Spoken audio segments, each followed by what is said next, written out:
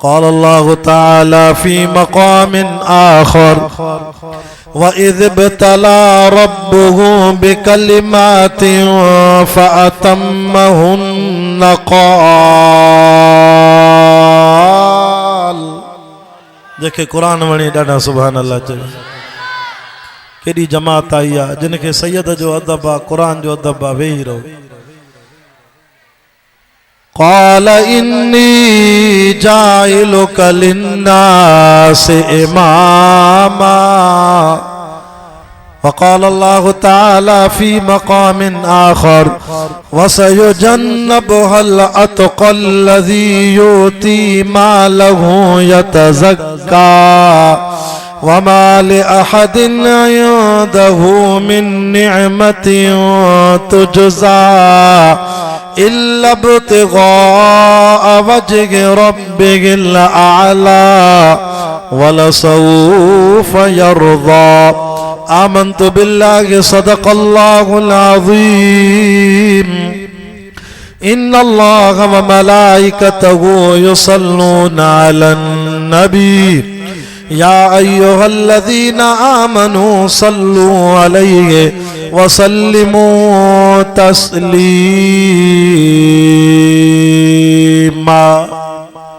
आवाज़ बुलंद मुझे मदीने वारे साईं नाने नबी हुजूर सल्लल्लाहु अलैहि वसल्लम जी ज़ात ते ॾाढा दुरूद पाक अल्लाहुम्मा सल्लि अला मुहम्मदिन नबील उम्मी व अला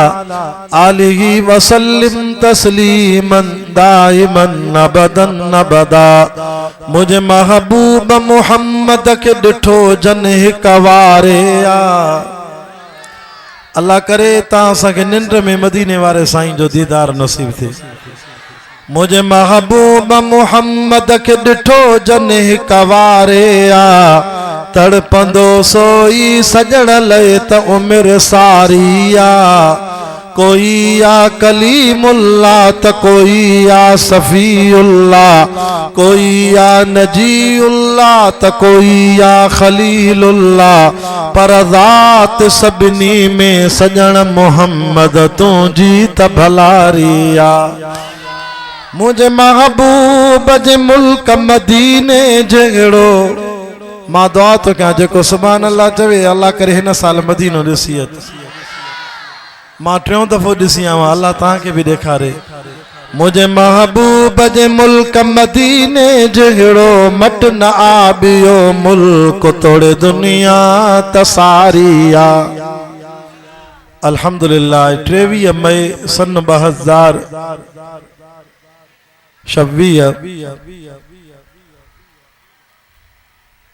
मदरसा फैजुल कुरान व जामिया मस्जिद सिद्दीक़ अकबर गोट रईस फजल मोहम्मद बगनानी साहब दोस्त अली रोड ते कंबर शहर जे भरसां छंछर जे ॾियारे आचर जी रात हर साल जियां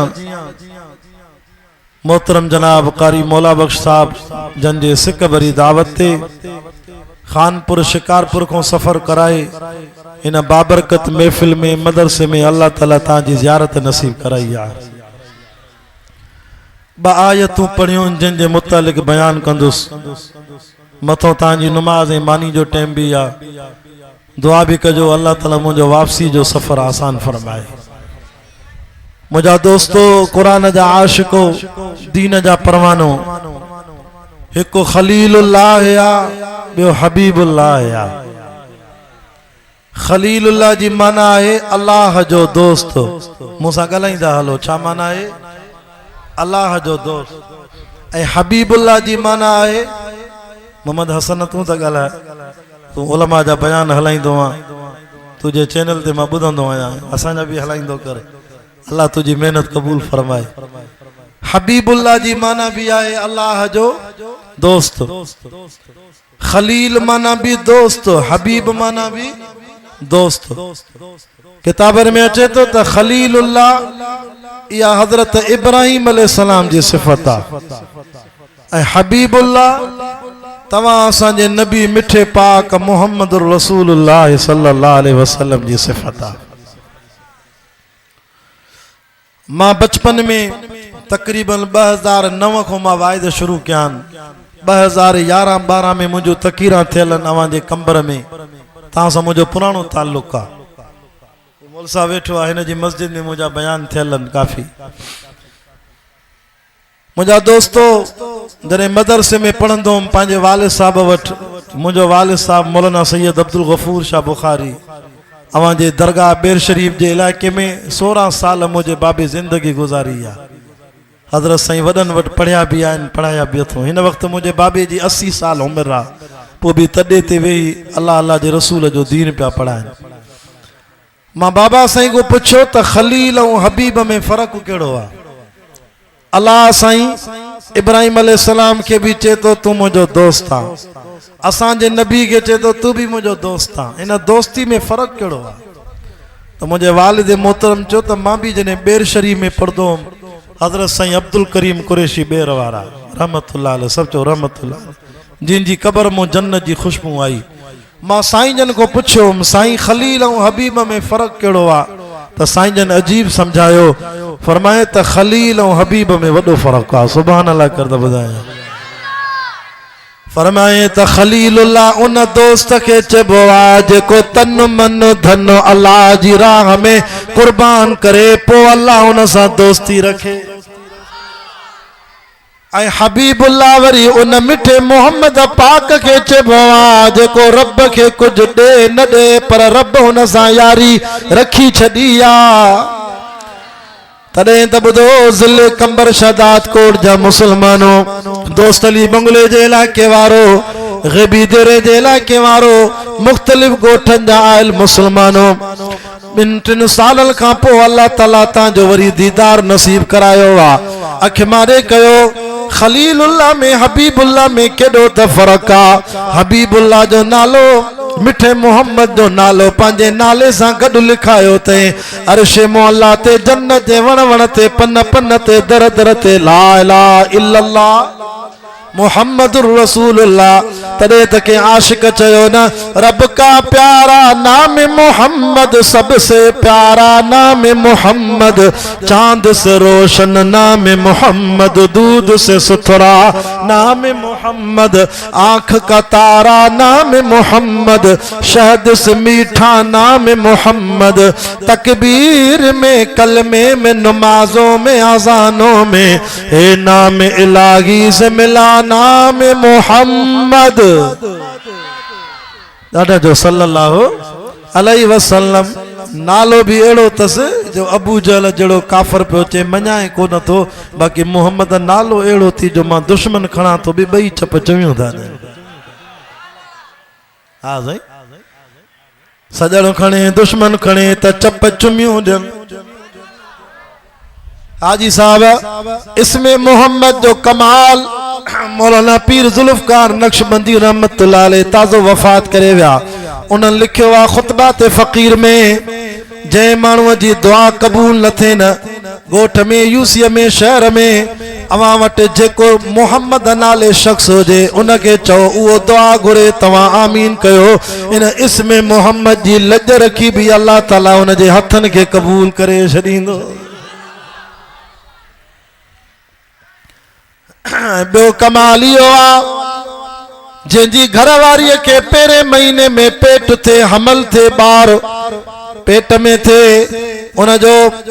बार जो अबो इरादो करे त यो बार जमे त नालो मोहम्मद रखंदो मास त इन नाले जी लज रखी अल्लाह से हमल जे पेट वारे बार के रब पुट जी औलाद करे पैदा कंदस ये कमाल है ना मुझे मिठे मोहम्मद ऐं टियों कमाल इहो भी लिखियो अथऊं त माशर में हिकिड़ी घड़ी अहिड़ी भी थींदी अल्लाह से ऐलान कंदो या मोहम्मद सल्लल्लाहु अलैहि वसल्लम जंहिंजो नालो मोहम्मद हूंदो उथी बीहंदा अल्लाह से चवंदो तव्हां छो थिया मां त पंहिंजे सोणे खे थो सॾु कयां या अल्लाह असांजो बि त अबे अम्मा नालो मोहम्मद रखियो आहे असां इन करे उथी बीठा आहियूं त रब चवंदो चङो दुनिया में दोस्तनि खे पंहिंजा दोस्त प्यारा यारन के पंजा यार प्यारा मुझे मिठे मोहम्मद जे नाले जेड़ो नालो ता जो हलो ता सा लेखो ही न थो क्या हलो महबूब जे नाले जे करे मां रब ता के भी बख्शे छड़ियो मौलाना चवे त मां 64 मुल्कन जा दौरा कया कुरान जी बरकत जे करे अल्लाह जे जिक्र जी बरकत जे करे 64 मुल्कन जा दौरा कया एकड़ो मुल्क एड़ो भी डिठो जेमे चऊं त कब्रिस्तान जी ज़ियारत कयो उन कब्रिस्तान में जो वञा त चौ दीवारी लगल आ कब्रिस्तान जे ॿाहिरों लोही गेट लगल आ परसां हिकिड़ो बोर्ड लगल आ उन बोर्ड ते 3 जुमला मां पढ़िया खबरदार हिन कब्रिस्तान में उहो जनाज़ो दफन कंदासे जंहिंजे सीने में अल्लाह जो कुरान हुजे माना हाफ़िज़ हुजे। मां दुआ तो के अल्लाह तांजे बच्चन के हाफ़िज़ बनाए ऐं ॿियो शर्त लिखल हो त हिन कब्रिस्तान में उहो मैयत खणी अचो जेको आलिम भी हुजे मुफ्ती भी हुजे। अल्लाह तांजे बच्चन के भी आलिम मुफ्ती बनाए। केड़ी त जमात या सॼो मदरसो भरिजी वियो सुभान अल्लाह।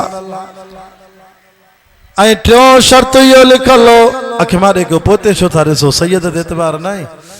टियों जुमलो हे भी लिखल हो त हिन कब्रिस्तान में उन जनाज़े के दफनाईंदासे जंहिंजो अबे अम्मा नंढे हूंदे नालो भी मोहम्मद रखियो हुजे। मौलाना चे तो मां जो अंदर वेम द सुभान अल्लाह 400 कब्रू नजर आयो ते सब आलिम मुफ्ती सबनी जो नालो मोहम्मद सल्लल्लाहु अलैहि। असांजे मदरसो खानपुर शिकारपुर में असांजी लाइब्रेरी में मां हिकिड़ो किताब ॾिठो वाले साहब जो ॾाढी दिलि ख़ुशि थी। मां तक़रीबन उन किताब में नाला पढ़िया तो सुभान अल्लाह 833 त मुंहिंजे मिठे मोहम्मद जा रब सिफ़ाती नाला रखिया। घणा मां पंहिंजे बच्चे के प्यार में चवंदी आहे न मुंहिंजा जुगनू ओ मुंहिंजा मिठू ओ मुंहिंजा सोहणा ओ मुंहिंजा प्यारा अंबड़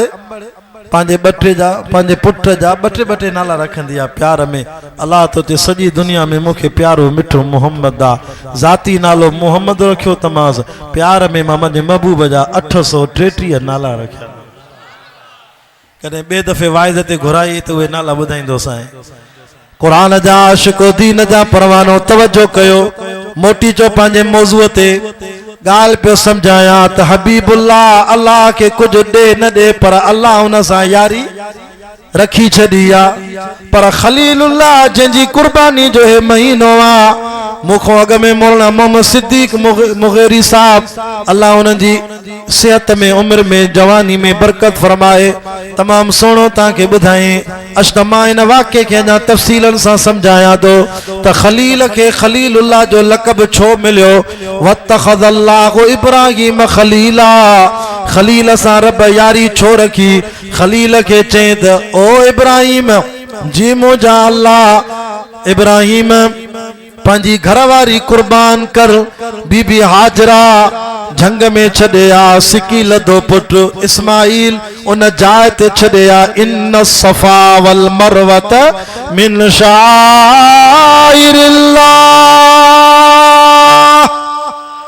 जेको सुभान अल्लाह करे उनके सफा मरवा जी सही नसीब थे।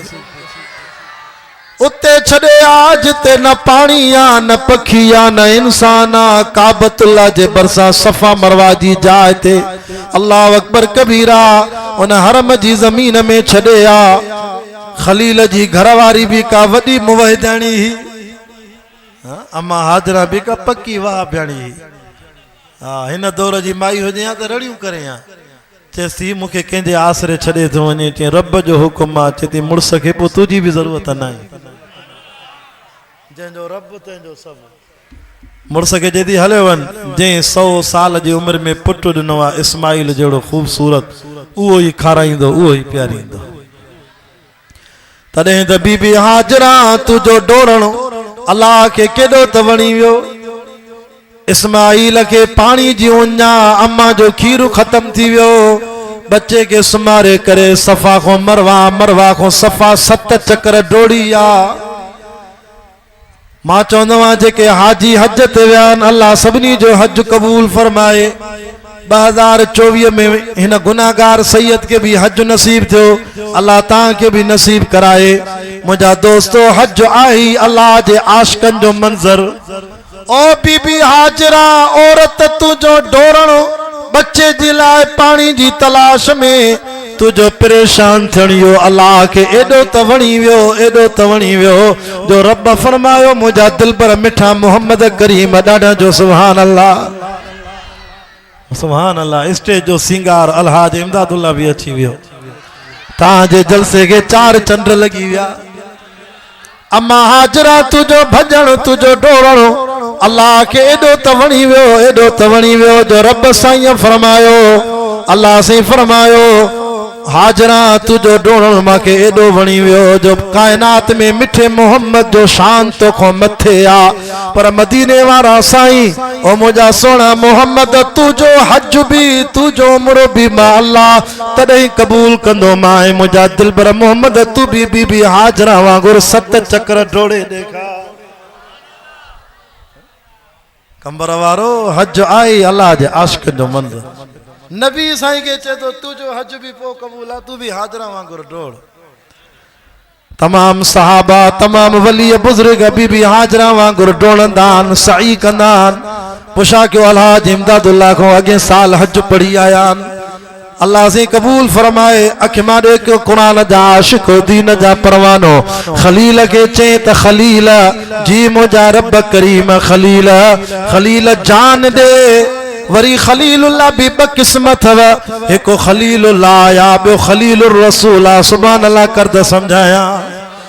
खलीलुल्लाह मुझे इब्राहिम अलैहिस्सलाम जी सिफता खलीलुर रसूल वरी अबू बकर सिद्दीक जी सिफता असा सिद्दीकी असा फारूकी असा उस्मानी हथ मथे करे जो असा हैदरी भी आयो। असा जो अकीदो आ जेको मुर्शिद सोने अली के न मने उन जे मुंह में लख लानत हो जे। असा हसनी असा हुसैनी असा उन अली जा नौकरों जेको हिजरत वारी रात नबी जे खट ते बिस्तरे ते साई चादर जे हेठों हिकड़ी रात सुतो आ उन अली जा नौकरों। पर यार उन अबू बकर उमर के मां किए न मञा जेके 1400 साल थी विया न हाणे भी मिठे मोहम्मद जे भाकुर में साए रोजे में सुता पिया थी। हलो मदीने इश्क अहमद अजलगी से सीने में गे मैं यहाँ हूँ मेरा दिल मदीने में गे जेको ॾाढा सुभान अल्लाह चवे अल्लाह करे हिन साल मदीनो ॾिसी अचे। इश्क अहमद अजलगी से सीने में गे मैं यहाँ हूँ मेरा दिल मदीने में गे। हे सहाबा की झरमट में बदरुद्दोजा नूर की नूर हर सो मदीने में गे। उदो सीरत नबी जे जलसे में अचण वारो फिक्र जन्नत में भी ऐसी खुशबू नगी जैसी खुशबू नबी के पसीने में गे। वाह मुकद्दर अबू बकरो फारूक का जिनका घर रहमतों के खजीने में गे। अख मारे कर खलीलुल्लाह इब्राहिम अलैहिस्सलाम के रब चो जान दे मौला काथे ॾियां चे निमरूद जी बाह में दे निमरूद जी नार में दे रब ॾिनम। वरी खलीलुर रसूल अबू बकर सिद्दीका रज़ी अल्लाह ताला अन्हु नबी से फरमायो अबू बकर तू मुझो खलीला इब्राहिम अल्लाह जो खलीला अबू बकर तू भी जान दे या रसूल अल्लाह काथे ॾियां चे गार में दे काथे गार में।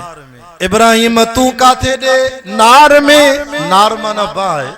खलील तू नार में दे अबू बकर तू गार में दे। किए तो सिफत मिलन थियूं खलील नार जो जिक्र भी कुरान में गार जो जिक्र भी कुरान में। सुभान अल्लाह कर त कुरान पढ़ा चांदन जे गोठ ते रहमत वसे चे तो इज अखरजहुल्लज़ीन कफरू सानी यसनईन इज हुमा फिल गार।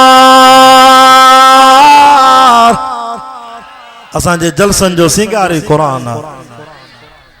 इज़ यक़ूलु लिसाहिबिही ला तहज़न इन्नल्लाह मअना। तवज्जो कर मां गाल के जल्दी उकलाइंदो हला समझाणी ना हाजी साहब अची विया अल्लाह अकबर कबीरा। खलील गार जो जिक्र कुरान में वरी खलील जी नार जो जिक्र भी कुरान में। वक़ुलना या नारु कूनी बरदौ व सलामन अला इब्राहीम। जरे इब्राहिम के पकड़े था वजन संदूक में पेटिया में था विजन अल्लाह ज़ालिम निमरूद तो चे फौजी ता चवन जल्दी को इब्राहिम जा कपड़ा भी लायो पर नबी जे जिस्म जे नंग जी हिफाजत केर कंदो आ। अल्लाह ताला फरमायो जिब्रील जी मुझा अल्लाह ही जन्नत जो वगो खणी वन तौहीद जे करे मुझे खलील जा कपड़ा तालाइन जिस्म ते के जी नजर न पवे। नबी से फरमा दुनिया में वाहिद नबी या इब्राहिम अलैहिस्सलाम जेके अल्लाह जन्नत जा वगा दुनिया में पाराया। तौहीद अल्लाह के केडी प्यारी है। जन्नत जो कपड़ो दुनिया में नबी जो नंगो अल्लाह ताला ढकींदो आ। अम्मा हलीमा साइण थी फरमाए मां भी मिठे मोहम्मद पाक सल्लल्लाहु अलैहि वसल्लम जा बचपन में 4 साल नबी साईं जी मां खिदमत कई। अबा बचपन में ता असांजी अम्मड़ असांजा कपड़ा बदलाईंदी आ त नंगो ज़ाहिर थींदो आ उघड़ ज़ाहिर थी वेंदी आ। अम्मा को त ढकजी न सघिबी आ। अम्मा पाक साफ़ कंदी आ पर बीबी हलीमा चेती काबे जे रब जो कसम वाह मुझा मुस्तफ़ा मोहम्मद तुझा कमाल। जॾहिं भी मां नबी साईं जा कपड़ा पाराईंदी हुअमि हुज़ूर के बचपन में त मलाइक नज़र ईंदा हा जन्नत जा सावा रुमाल हथन में खणी मुझे महबूब जो नंग ढकी छॾींदा। बीबी हलीमा चेती काबे जे रब जो कसम मां भी मिठे मोहम्मद जो नंग न ॾिठो। अम्मा आमिना चेती मुझे महबूब जो मलाइक जिस्म ढके छॾींदा त नबी के जरे बाह में ता विजल त मलाइक ता चल मीकाइल अलैहिस्सलाम तो चे मां मदद कया है मां मी वसाईंदो आ एडी बारिश वसाया जो निमरूद जी बाह पानी सा विसाम जी वने। इसराफील तो चे मां फूक दिया त क़यामत चे फूक दिया त निमरूद जी बाह विसाम जे मदद कया। इज़राइल तो चे मां साव कडान हजरत इब्राहिम तो चे के मोकलो थव रब चे ना ना पाण आया चे पोता जी मदद जी मां के केड़ी जरूरत आ मुझो अल्लाह जो वेठो रे असा हुजो त रणियो के हाय घोड़ा हाने कर मदद मरी व्या से अगो बा चो त असा देरी न कंदा हक पीर मिठा तुझा तीर ते खा या गोस बहावल बेड़ा धिक साईं कलीमला चवंदा न वाह भी वधी व्या। असा त चवंदा सोनी कलंदरी वारा कलंदर पारत थी खुदा जो कसम ये सैयद हथ बदी अर्ज तो करे माता के चेड़ाण जे ला नथो चवा। ये जुमला मा हजरत सईद मौलाना अब्दुल्ला शाह बुखारी रहमतुल्लाह अलैह अल्लाह उन जी कब्र ते रहमत करे। ए साईं अब्दुल्ला शाह बुखारी जो फैज़ आ जैसा 20-25 साल हाजी इमदादुल्लाह सफर कया जवानी जा ए उनन जी मेहनत आ। असा त साईं अब्दुल्ला शाह बुखारी रहमतुल्लाह अलैह जी पोखियल बाग के असा पानी था दियो। मेहनत इन बुजुर्गन जी आ जो ता जड़ा मुवहिद असा के तैयार करे दिनो अल्लाह जी मेहरबानी सा रब जी हिदायत सा। मुझा दोस्तो बुधो बुधो तौहीद वारा हो तौहीद सिखणी आ त खलील को सिखो। जिब्रील तो चे इब्राहिम भला मार अल्लाह के तुझो न्यापो तजा त तुझी मदद करे तो के बाह में था वेजल। हजरत इब्राहिम अलैहिस्सलाम चे तो ओ जिब्रील तुझे न्यापे जी केड़ी जरूरत आ मुझो अल्लाह माके पाण न थो ॾिसे तू जेल में वने न्यापा कंदे ओ साईं फिलाणे के चो भोतार के माके छडाए सरदार साहब के जो माके जेल में छडाए। इब्राहिम तो चे जिब्रील तू छो तो न्यापो दे जे जो रब ते जो सब अल्लाह पाण न थो ॾिसे छा ते भला रब के चो तो के बाह में था विजल शहन महीने जी बरंदड़ बाह चे तो अल्लाह में एडो यकीन आ जे नाले ते वना तो पाण मदद कंदो। रब चो जे एडो यकीन क्यों थी त पो मां अल्लाह भी देर न थो क्या वकुलना या नार सब वास्ता तोड़े मां अल्लाह भी खलील तुझी डायरेक्ट मदद कए ओ बाय थदी थी वन मुझो खलील मेहमान आ। काबे जे रब जो कसम जरे खलील बाय में वयो 40 ॾींहं जन्नत जो बाग लगो पियो आ। 40 ॾींहं अल्लाह जो मेराज पियो नसीब ते बाय में पियो मेवा खाए। जरे बाहर निकतो त पियो काफरो तफसीर लिखंदा तफसीर इब्ने कसीर तफसीर मालिम इरफान फी दुरूसुल कुरान तफसीर इमाम बगवी तफसीर कबीर तफसीर अहकामुल कुरान असांजे मदरसन में बयान मां मुतालो कंदे ॾिठो त इन्हनि तफसीरनि में आलिमन लिखियो आ। ज़खीरतुल जनान फी फहमिल कुरान में मौलाना सरफराज सफदर रहमतुल्लाह अलैह लिखियो आ त हजरत इब्राहिम जो पीउ काफर आज़र खां रड़ निकरी वई पुट जो जीअरो निकतो जे नेमर रब या इब्राहिम इब्राहिम तुझो अल्लाह केॾो त भलो आ जो बाह में तोखे जिस्म जे वार के भी तो ना आयो। पी के चे तो बाबा मुझे अल्लाह जी तारीफ कई थी पो कलमो तो पढ़ना ची अल्लाह तुझो भलो आए बाकी कलमो न पढ़ दो खुदा न तो घुरे नबी जो पी जहन्नम में केजी कहानी कोने कुल हुवल्लाहु अहदुनिल्लाहु समद एडो बेपरवाह पुत्र नबी आ पी जन्म में वरी नू नबी पी नबी पुत्र जन्म में वरी लूत अलैहिस्सलाम नबी क़द्दरनाहा मिनल गाबिरीन नबी सा बिस्तरे में सुमण वारी घर वारी जहन्नम में असा जो नबी इमामुल अंबिया भाईटो नबी चाचा जहन्नम में चाचे के कलमो नसीब न है भाईटो रोए थो चाचा कन्न में कलमो पढ़ न थो पढ़े नबी से जे रोण ते कुरान लथो इन्नका ला तहदी मन अहबबत वलाकिन्नल्लाह यादी मन यशा मुझा दिलबर मिठा मोहम्मद जेके तू घुरे उहो कलमो न पढ़ दो जेके मां घुरा उहो हिदायत थींदो तरे त हाजी इमदादुल्लाह साहब चवंदो आ न पुराणे मौलूद में जेके की न घुरे सो की न वरे तोड़े गोस नबी तलकी न करे हाजी साहब वेठो आ पुराणो मौलूदा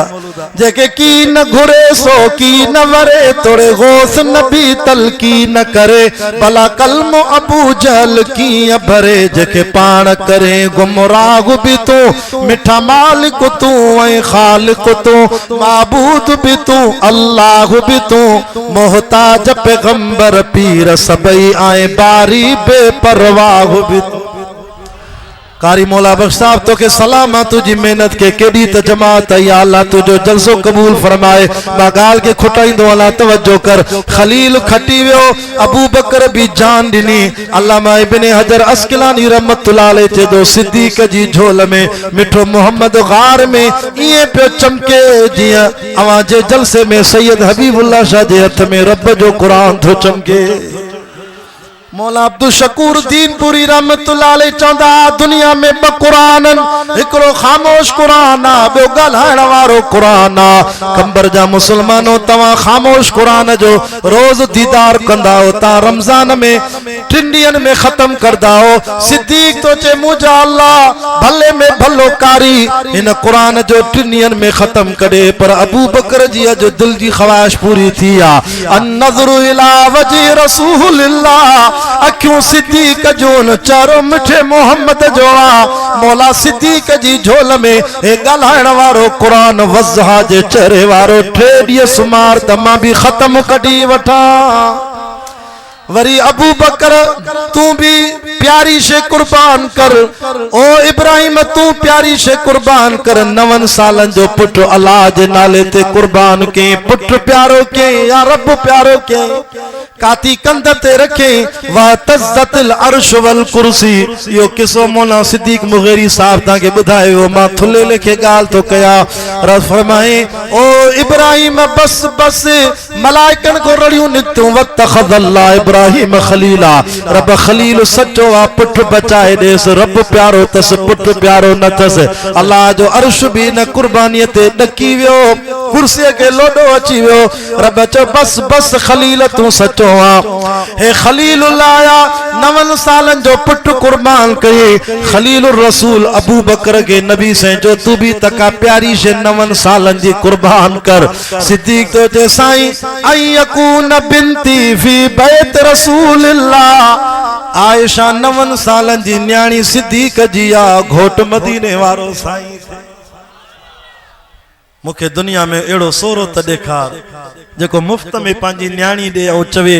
त महबूब शादी भी अवां कयो आयशा सा हक मर भी नथो वठा हक मर में बाबू अबू बकर पाण थो दे इते मानू 7 लाख 8 लाख के न्याणी जा वठंदा सिद्दीक मुफ्त में नबी साईं के दिने ऐं 3 नंबर ते आखिरी गाल मुझे साईं फरमायो अबू बकर हुन सजो माल अल्लाह जे नाले ते कुर्बान कयो खलीलुल्लाह तू मुझो खलीलुर रसूल आ तू मुझे नाले ते छा तो कुर्बान करे अख मारे कर अबू बकर जो वयो तो सजे घर के बुहारी दे आयो इश्क जो अंदाज दिस जाए बियन साहबा के नबी से जो छा खणी आया हो छा खणी आया हो को तो चे अध हिस्सो अध माल अध घर को 3 हिस्सो को 4 हिस्सो सिद्दीक तो चे या रसूल अल्लाह वेझो जो आयो तो नबी साईं सवाल जो अंदाज बदलायो बियन के चेबो छा खणी आया हो अबू बकर आशिक के जे घर छा रखी आवा जैसे अल्लाह व रसूलू, घर में अल्लाह अल्लाह जे रसूल जो नालो छड़िया हुआ। सहाबा पाक ने क्या हक को जिगर दिया कि बहरे दीन बेधड़क सब ने माल वजर दिया। किसी ने निस्फ घर दिया, किसी ने सुल्स जर दिया, मगर आयशा के बाप ने दिया तो इस कदर दिया, खुदा के नाम के सिवा जो कुछ था ला के धर दिया। हेले तक जाए वो रब इनाम दिनो मां खुतबे में पढ़ियम व इज़ब तला रब्बुहु बिकलिमातिन फअतम्महुन्न। अल्लाह चयो ओ मुंहिंजा इब्राहिम तो तन मन धन घोर कयो, हाणे क़ाल इन्नी जाइलुक लिन्नास इमामा, तुझो इनाम इहो आहे तू पूरी इंसानियत जो पेशमामा। हे कंबर जो पेशमामा, हे दोस्त अली बंगले जो पेशमामा, हे चांडिन जे गोठ जो पेशमामा। इब्राहिम तू इंसानियत जो पेशमामा। अबू बकर तू भी तन मन धन मां मोहम्मद तो कुर्बान कयो, तुझो इनाम केड़ो आ? सिद्दीक तोखे भी इनाम दियां तो, मुझे यार ते पंहिंजो सब कुछ लुटायई, हाणे तुझो इनाम इहो आ त मुरू अबा बकरिन फलयुसल्लि बिन नास। 1.25 लाख साहबा पोते थियो मोहम्मद जो मुसलो सिद्दीक जे हवाले।